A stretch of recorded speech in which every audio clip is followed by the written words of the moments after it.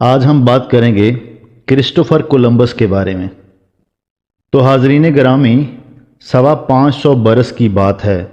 Italy کی بندرگاہ Geneva میں ایک جولاہا رہتا تھا۔ یہ اونی کپڑے بنا کرتا تھا۔ اسے خدا نے ایک لڑکا دیا۔ اس نے لڑکے کا نام کرسٹوفر کولمبس رکھا۔ اس لڑکے کی پیدائش کی صحیح تاریخ تو معلوم نہیں، لیکن خیال کیا جاتا ہے کہ یہ بچہ 1440 سے 1450 عیسوی کے درمیان پیدا ہوا تھا۔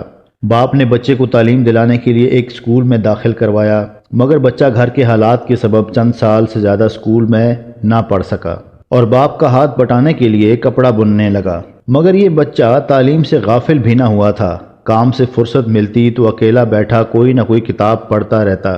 اس طرح چند سالوں میں کسی مدد کے بغیر وہ لڑکا جہاز رانی کے بارے میں کتابیں پڑھنے کے قابل ہو گیا۔ 14 سال کی عمر تک باپ کے ساتھ کپڑا بننے کا کام کرتا رہا، پھر یہ کام چھوڑ کر ایک جہاز پر ملازم ہو گیا اور 1492 عیسوی تک کئی بار چھوٹے چھوٹے سمندری سفروں پر گیا۔ اس کا بچپن جنیوا کی بندرگاہ میں گزرا۔ یہاں وہ جہاز آتے جاتے دیکھتا، جہازوں کے ملاح اور مسافروں سے ملتا، ان کے ساتھ بات چیت کرتا اور ان علاقوں کے بارے میں پوچھتا جہاں سے وہ آئے تھے۔ یہ لوگ اسے مختلف علاقوں کے بارے میں عجیب و غریب حالات اور کہانیاں سناتے، وہاں کے لوگوں کے رہنے سہنے کے بارے میں بتاتے۔ ان باتوں سے اس کے دل میں بھی سمندر کا سفر کرنے کا شوق پیدا ہوا۔ کرسٹوفر کولمبس نے بچپن میں ہی مارکو پولو کا سفر نامہ بھی پڑھ لیا تھا۔ اس کے سمندری سفر پہ جانے کا شوق بہت بڑھ چکا تھا، چنانچہ اس نے جہاز رانی اور ستاروں کے بارے میں اپنا علم بڑھانے کے لیے ماہرین سے خط و کتابت شروع کر دی۔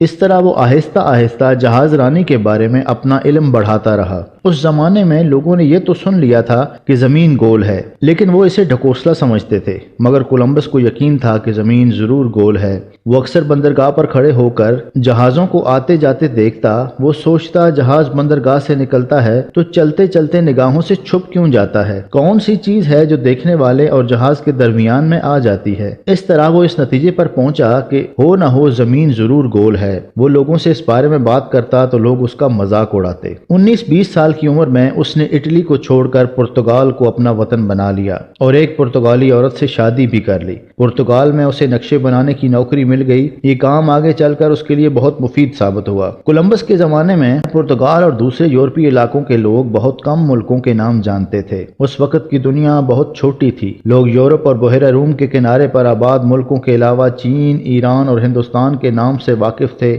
لیکن انہوں نے ہندوستان کی دولت کی کہانیاں تو سن رکھی تھی، مگر وہاں ہندوستان کی سرزمین پر پاؤں رکھنے کا کبھی کسی کو اتفاق نہیں ہوا تھا۔ کولمبس بھی انہی لوگوں میں سے تھا۔ اس نے ہندوستان کی دولت اور وہاں کے لوگوں کے بارے میں عجیب و غریب باتیں سنی تھیں، چنانچہ اس کے دل میں ہندوستان پہنچنے کا شوق پیدا ہوا۔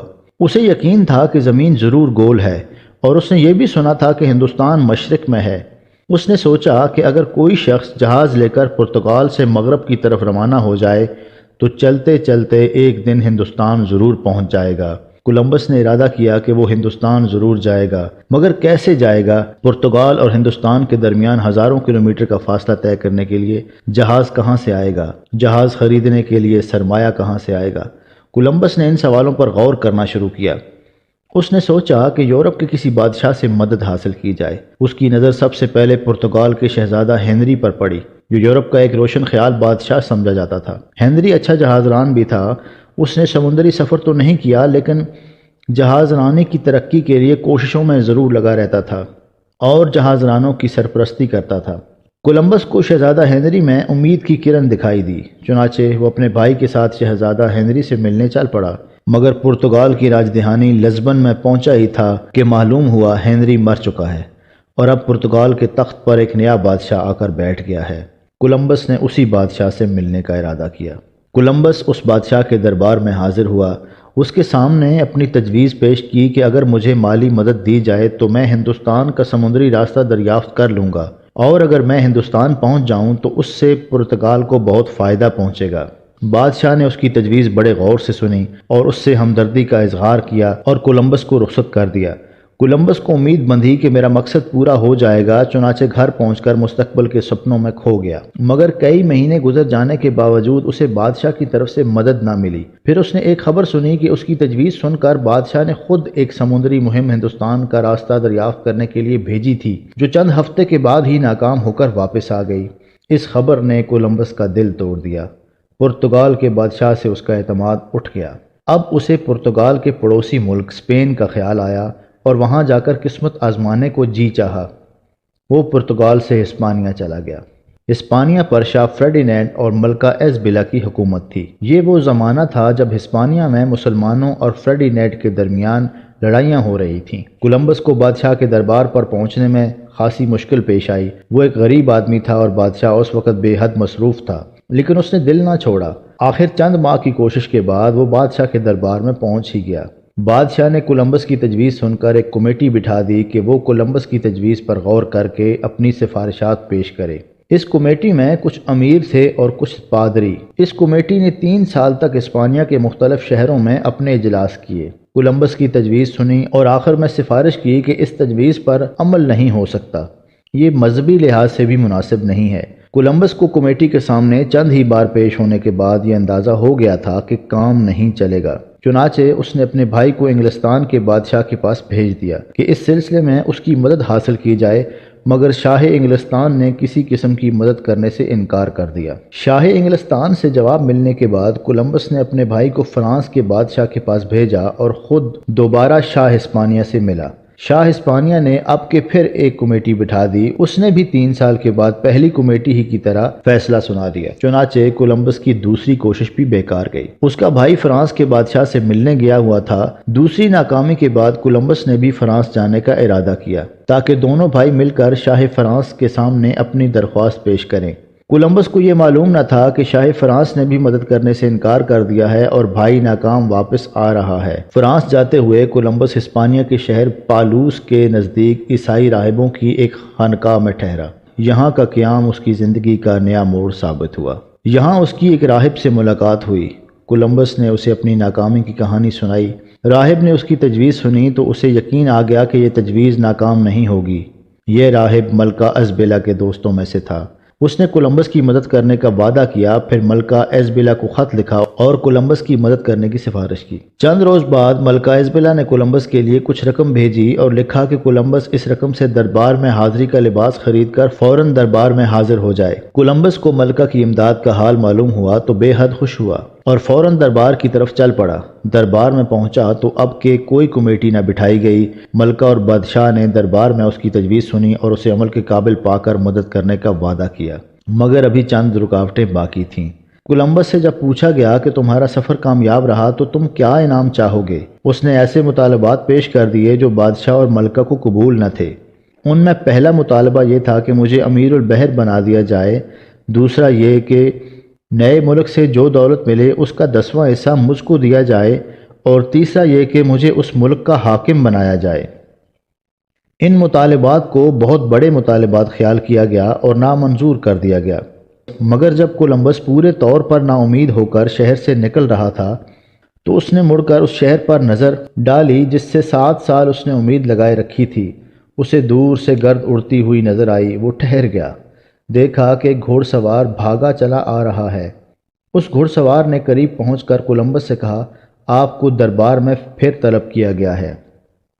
کولمبس فوراً واپس دربار میں پہنچا تو معلوم ہوا کہ بادشاہ اور ملکہ نے اس کے تینوں مطالبات مان لیے ہیں۔ چنانچہ اسے شہر پالوس کے بادشاہوں کے نام ایک فرمان دے کر رخصت کیا گیا۔ فرمان میں پالوس کے باشندوں کو حکم دیا گیا تھا کہ کولمبس کے سفر کے لیے جہاز فراہم کریں۔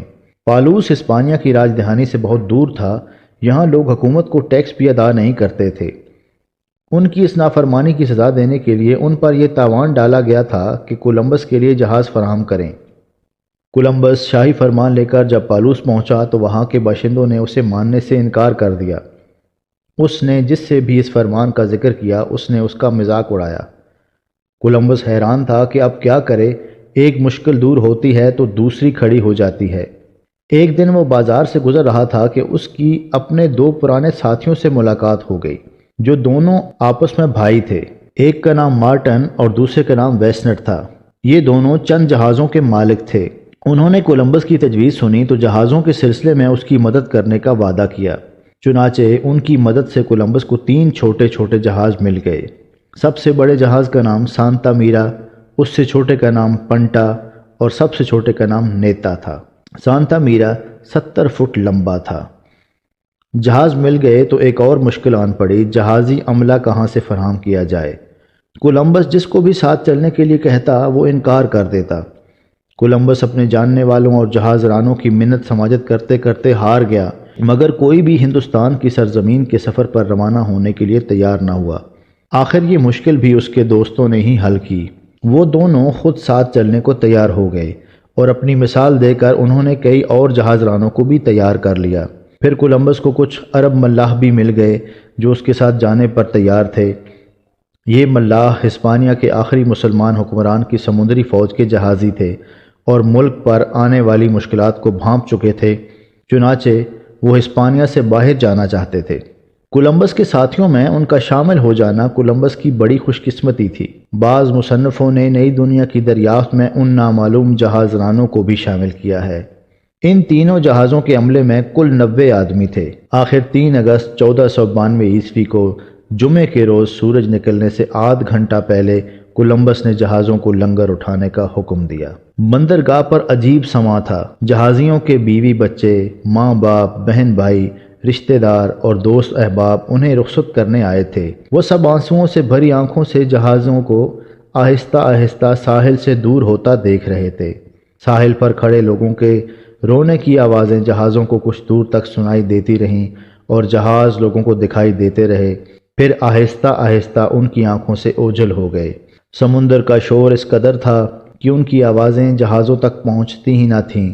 جہازی اور ساحل پر کھڑے لوگ سمجھ رہے تھے کہ جانے والے واپس نہیں آئیں گے۔ ان سب لوگوں میں صرف ایک شخص تھا جسے یقین تھا کہ میں اپنے مقصد میں کامیاب ہو جاؤں گا، اور وہ یقیناً کولمبس تھا۔ کولمبس کے اس سفر کا مقصد ہندوستان کی تلاش تھا۔ اس نے عمر بھر ہندوستان پہنچنے کے خواب دیکھے تھے، اس کی دولت کی کہانیاں سنی تھیں۔ وہ 7 سال سے ہسپانیہ میں پڑا ہوا تھا۔ اس مقصد کے لیے اس نے بہت کوشش کی۔ آخر وہ دن آ گیا کہ وہ اپنے خوابوں کی منزل کی طرف روانہ ہو چکا تھا۔ کولمبس نے سفر کا آغاز مغرب کی طرف روانگی سے کیا۔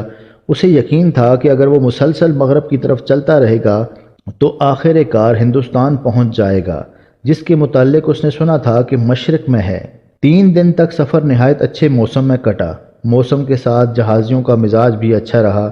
ایسا معلوم ہوتا تھا کہ جو انہیں دھڑکا لگا تھا وہ اب جاتا رہا ہے۔ جہاز پنٹا آگے چل رہا تھا۔ اچانک کولمبس کی نظر اس کے بادبانوں پر پڑی تو ایسا معلوم ہوا جیسے ان میں ہوا کم ہے، گویا اس کے پتوار میں کوئی خرابی پیدا ہو گئی ہے۔ پتوار میں واقعی نقص پیدا ہو چکا تھا۔ کولمبس کو خیال گزرا کہ شاید کسی نے جان بوجھ کر پتوار کو نقصان پہنچایا ہے تاکہ جہاز واپس لے جایا جائے، مگر واپس جانے کے بجائے کولمبس نے سفر جاری رکھا اور پتوار کی خرابی پر کسی سے کوئی پوچھ گچھ نہ کی، اور میڈریا پہنچ کر پنٹا کی مرمت کا کام شروع کر دیا۔ کچھ اس کام کی وجہ سے اور کچھ موسم کی مسلسل خرابی کی وجہ سے اسے 1 ماہ تک میڈریا میں رکنا پڑا۔ جب جہاز کی مرمت ہو گئی اور موسم اچھا ہو گیا تو سفر شروع کر دیا گیا۔ کولمبس نے اعلان کیا کہ جو شخص خشکی دکھائی دینے کی خبر سب سے پہلے لائے گا اسے بہت بڑا انعام دیا جائے گا، ساتھ ہی ہر جہازی کو بھی مناسب انعام دیا جائے گا۔ اس اعلان کی وجہ سے ہر ملاح آنے والے دنوں اور انعام کے خیال سے جی میں خوش تھا۔ کسی کے دل میں کوئی پریشانی نہ تھی، ہر شخص اپنا فرض ادا کر رہا تھا، ساتھ ہی اپنی آنکھ خشکی کی تلاش میں افق کی طرف رکھتا تھا۔ ایک شام ایک ملاح بھاگا بھاگا آیا اور خوشخبری سنائی کہ خشکی دکھائی دے رہی ہے اور اپنا انعام مانگا۔ کولمبس نے گھٹنوں کے بل جھک کر خدا کا شکر ادا کیا۔ چونکہ شام تھی اور صاف نظر نہیں آتا تھا، اس لیے کسی نے بھی اس وقت خوشخبری کی سچائی معلوم کرنے کی کوشش نہ کی، اسے درست مان لیا گیا۔ رات بھر جشن منایا گیا، گیت گائے گئے، جہازی ناچتے رہے اور ساری رات صبح کے انتظار میں جاگ کر گزار دی۔ مگر جب صبح ہوئی تو معلوم ہوا کہ جسے خشکی کا ٹکڑا سمجھ لیا گیا تھا وہ دراصل بادل کا ٹکڑا تھا۔ اس ناکامی نے جہازیوں کی ہمت توڑ دی۔ اب انہیں گھر کی یاد ستانے لگی۔ انہوں نے کولمبس سے پوچھنا شروع کر دیا کہ جس ملک کی تلاش میں ہم نکلے ہیں وہ کہاں ہے، ہم اب تک وہاں کیوں نہیں پہنچے، وہاں کب پہنچیں گے۔ ان سوالوں کے جواب میں کولمبس ان کی ہمت بڑھانے کی باتیں کرتا۔ چند دن اور اسی طرح سفر میں گزر گئے۔ ایک دن انہیں کچھ پرندے اڑتے ہوئے دکھائی دیے جو جہازوں پر سے اڑتے ہوئے ایک طرف چلے گئے۔ کولمبس نے اسے ایک خوشخبری سمجھ کر کہا کہ اب ہم خشکی کے نزدیک پہنچ گئے ہیں۔ چنانچہ اس نے جہازیوں سے کہا کہ پرندے اس بات کا ثبوت ہیں کہ ہم خشکی کے بہت قریب پہنچ چکے ہیں، مگر چند روز اور گزر گئے اور خشکی دکھائی نہ دی۔ اب کولمبس کے ساتھی واپس جانے پر کھلم کھلا زور دینے لگے۔ اب ان میں بد دلی بڑھ چکی تھی، مگر کولمبس کسی قیمت پر بھی واپس جانے کو تیار نہ تھا۔ اس دوران ایک بار پھر پرندوں کی ایک ڈار جہازوں پر سے اڑتی ہوئی گزری۔ کولمبس نے پھر ساتھیوں کی ہمت بڑھائی، مگر خشکی پھر بھی دکھائی نہ دی۔ اب جہازی بغاوت پر تلے نظر آئے، مگر کولمبس کسی نہ کسی طرح انہیں سمجھانے میں کامیاب ہو گیا اور سفر کو جاری رکھا۔ ایک دن پنٹا کے جہازیوں نے لکڑی کا ایک تختہ جہاز کے پاس تیرتا ہوا دیکھا، جس پر درخت کی تازہ کٹی ہوئی ایک ٹہنی رکھی تھی۔ تختے کو جہاز میں لایا گیا۔ اس تختے پر بیل بوٹے بنے ہوئے تھے۔ کولمبس نے اسے دیکھا تو خوشی سے جھوم اٹھا اور کہا، ہم جس ملک کی تلاش میں ہیں وہ اب نزدیک ہی ہے۔ وہ چلتے رہے اور رات کے وقت کولمبس نے دور سے روشنی دیکھی، مگر وہ روشنی پھر دکھائی نہ دی۔ اچانک ایک طرف سے آواز بلند ہوئی، وہ رہی خشکی، اور واقعی ان کے سامنے خشکی کا ایک وسیع ٹکڑا پھیلا ہوا تھا۔ کولمبس نے سوچا یہ ہندوستان کے مغرب میں کوئی جزیرہ ہے اور ہندوستان اب بالکل نزدیک ہی ہے۔ چنانچہ کولمبس نے اس جزیرے کو غرب الہند کا نام دیا اور اس جزیرے کے آس پاس پھیلے ہوئے جزیروں کو اب بھی اسی نام سے پکارا جاتا ہے۔ کولمبس نے اپنی بہترین وردی پہنی اور جہاز کے مالکان کو اپنے ساتھ لیا اور ہسپانیہ کا جھنڈا ہاتھ میں لے کر ساحل پر اترا۔ ساحل پر اترتے ہی گھٹنوں کے بل گر کر زمین کو چوما اور خدا کا شکر ادا کیا کہ اس نے خشکی کی شکل دکھائی، اور پھر اس سرزمین میں ہسپانیہ کا جھنڈا گاڑا، جس کا مطلب یہ تھا کہ یہ علاقہ اب ہسپانیہ کی حکومت میں شامل ہے۔ اس جگہ کا نام سان ڈیاگو رکھا گیا۔ کولمبس یہاں 5 ہفتے ٹھہرا۔ اس نے اس دوران گھوم پھر کر دیکھا کہ یہ علاقہ دور دور تک پھیلا ہوا ہے۔ یہاں گھنے جنگل ہیں، ہر طرف ایسے پھول کھلے ہوئے تھے جو انہوں نے پہلے کبھی نہ دیکھے تھے۔ کولمبس کے جہازوں کو دیکھ کر جزیرے کے جو لوگ اکٹھے ہوئے تھے وہ کولمبس اور اس کے ساتھیوں کو حیرانی سے دیکھتے رہے۔ کسی نے ان کے اترنے میں کوئی رکاوٹ نہ ڈالی۔ کولمبس نے سونے کا ایک ٹکڑا نکال کر اپنی ہتھیلی پر رکھ کر انہیں دکھایا اور اشارے سے پوچھا کہ یہ کہاں ملتا ہے۔ انہوں نے ایک طرف اشارہ کیا جس کا مطلب تھا کہ وہاں ملتا ہے۔ ان کا اشارہ کیوبا کی طرف تھا۔ کولمبس نے جزیرے کے لوگوں میں جھوٹے موتیوں کے ہار اور شوخ رنگ کے کئی کھلونے بانٹے۔ اس کے جواب میں انہوں نے بھی کولمبس کو کچھ چیزیں پیش کی۔ کولمبس نے دیکھا کہ یہ لوگ کسی پودے کے پتوں کو بٹ کر انہیں آگ لگا کر اپنے ہونٹوں کے درمیان رکھتے ہیں اور منہ سے دھواں نکالتے ہیں۔ یہ تمباکو کے پتے تھے۔ کولمبس نکلا تو تھا ہندوستان کو دریافت کرنے، لیکن وہ ایک اور نئی دنیا، ایک نئے جہان میں پہنچ گیا جس کو امریکہ کہتے ہیں۔ سان ڈیاگو اسی کا ایک جزیرہ ہے۔ وہاں 5 ہفتے ٹھہرنے کے بعد کولمبس نے واپسی کے سفر کے لیے لنگر اٹھایا۔ اس نے اس علاقے کی بعض چیزوں کے نمونے ساتھ لیے، ان میں تمباکو بھی تھا۔ اس کے علاوہ اس علاقے کے چند باشندوں کو بھی ساتھ جانے پر رضامند کر لیا۔ جب وہ واپس پہنچا تو اس کا شاندار طریقے سے استقبال کیا گیا۔ کولمبس نے شاہ فریڈینڈ اور ملکہ ایزابیلا سے کہا کہ اس دریافت کیے گئے ملک میں عیسائیت پھیلانے کا کام کامیابی سے ہو سکتا ہے، مگر اس کے لیے یہ ضروری ہوگا کہ مقامی لوگوں پر سختی کی جائے اور انہیں اپنا مذہب چھوڑنے پر مجبور کیا جائے۔ اس کے بعد کولمبس کو اس علاقے کا گورنر بنا کر بھیجا گیا، مگر وہ حاکم کی حیثیت سے ناکام ثابت ہوا۔ اس پر مختلف قسم کے الزام لگے اور اسے واپس بلا لیا گیا۔ جس وقت وہ ہسپانیہ کی راجدھانی میں پہنچا تو لوگوں نے دیکھا نئی دنیا کو دریافت کرنے والا شخص بیڑیاں پہنے ہوئے شاہی دربار کی طرف جا رہا ہے۔